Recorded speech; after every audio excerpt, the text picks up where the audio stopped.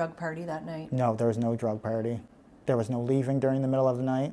So he has segued from talking about there being no drug party to talking about this conversation about the vehicle that was heard. And he really seems to be giving himself away. First of all, he's offering this up without her asking about it.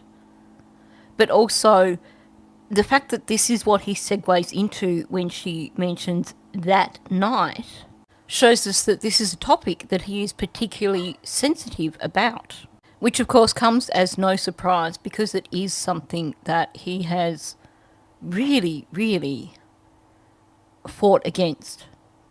It's something that is really triggering for him, the discussion of this vehicle making all these trips overnight.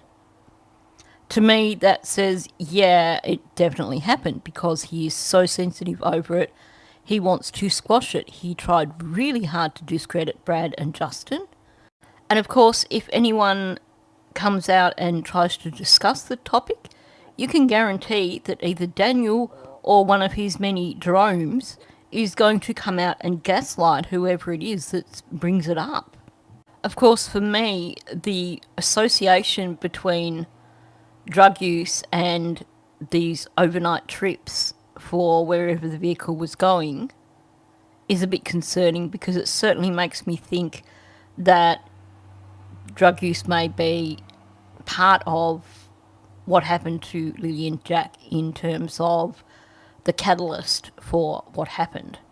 And we know that there are certain substances that when people are on them, when they're high or under the influence in some sort of way, that they can become exceptionally aggressive, they can become exceptionally angry, and they can become exceptionally violent. So him jumping from something that is, at the most part, still speculation, to something that seems to be quite solidly proven, it certainly seems to link the two things together, as far as I'm concerned. Now, you probably noticed that he switched into passive speech when he spoke about there's no leaving during the middle of the night. There's no I or we or anything like that there. It's just there was no leaving during the middle of the night. When you hear a statement like this and it's made in passive speech as opposed to someone using an I statement and saying, for example, I did not leave through the night, then that is a huge red flag. And it usually indicates a lie because the brain finds it harder to lie if you are actually using words like I or me. So again, just by his speech, he's giving himself away. When we pulled into the yard on Thursday afternoon, it would have been about 3:50 or just right before 4 o'clock. The vehicle did not move till the next morning. Now that comment, there was no leaving in the middle of the night, could have, in context, been a signal for her to move the questioning onto that topic had he stopped there. But he then went on to give all this additional information. So this wasn't about signalling this is what I would like to discuss next. This was taking control of the conversation and giving all this detail that she did not request. She didn't even bring the vehicle up in the first place. But for him to bring it up in terms of, oh, well, this is one allegation, this is another. Had he stopped there, yeah, you could go, okay, well, clearly it's on his mind, but he's let the interviewer take control again. But he's the one here that took control. And of course, we're seeing all the signs that we quite often see from Daniel that show deception. So again, the pauses in between words, we get the lizard lips happening, and you get this whole wordsmith thing going on. So he starts with, when we pulled into the yard on Thursday afternoon. Why did he need to clarify that it was Thursday afternoon? Because the narrative that's been put out there, the only thing we've heard would suggest that That's the only time that they went out as a family. There's been no discussion of them going out any other time. What we're seeing here is he's taking up the script again. And when someone is working from a script, it is hard for them to edit the script.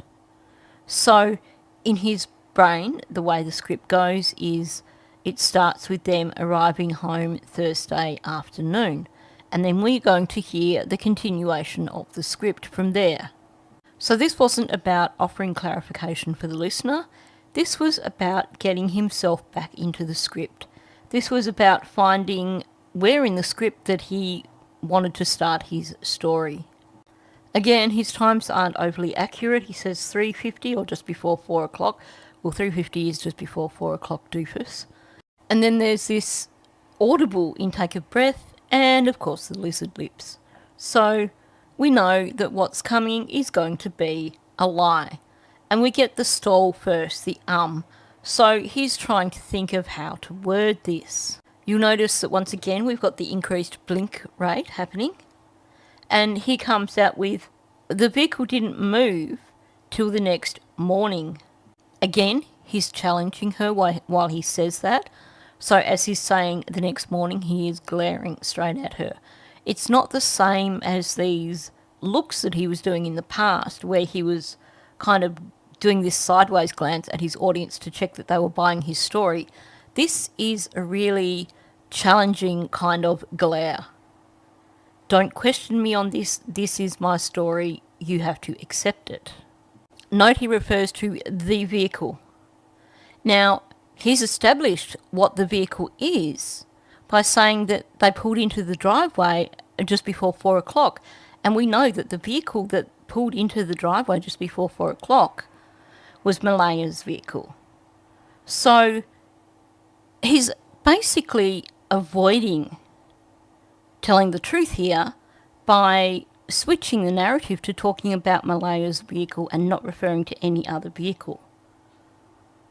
So we pulled into the driveway just before 4 o'clock.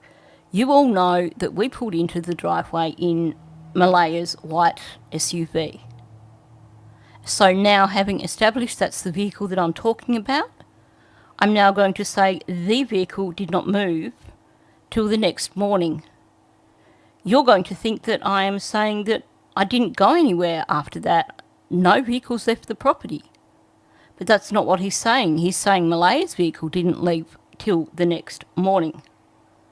And he's giving her that glare that challenges her to say, don't question this. This is my narrative. This is how I'm going to tell it. And of course, this isn't the first time that he's used this little bit of wordsmithing stuff when talking about a vehicle leaving the property. He avoids addressing the actual issue. He is being very evasive and he's being deceptive in his choice of language. He's done this 2 or 3 times before. He has never outright said that he never left the property in his vehicle. Until I got in it and then went searching for Lily and Jack that morning when Malay was on dispatch, or contacted dispatch. So it's quite clear here that he has shifted the focus onto Malaya's SUV. And we know that that's not the vehicle that Brad Wong was talking about. But of course the goal here is to use this little bit of misinformation to convince his audience that he never left the property. To convince them that it wasn't him driving around in the middle of the night. I think this type of gaslighting is something that just comes naturally to him. This would have been how he interacted with Malaya during their relationship. So, on the occasions where she may have confronted him over things, he would have done the same sort of thing as what he's doing here, to shift the focus slightly to deflect from the actual truth.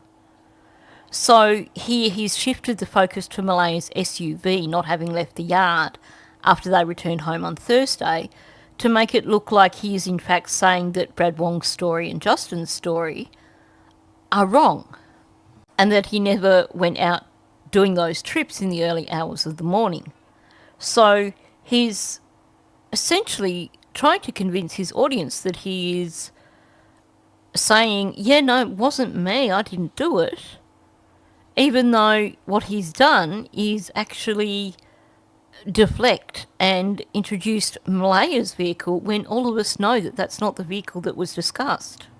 And there's no doubt that he is referring specifically to Malaya's vehicle here, because after initially establishing that this is the same vehicle they returned home in on Thursday afternoon, he then continues talking about going out searching in that vehicle during the morning. So his entire narrative here is purely about Malaya's SUV.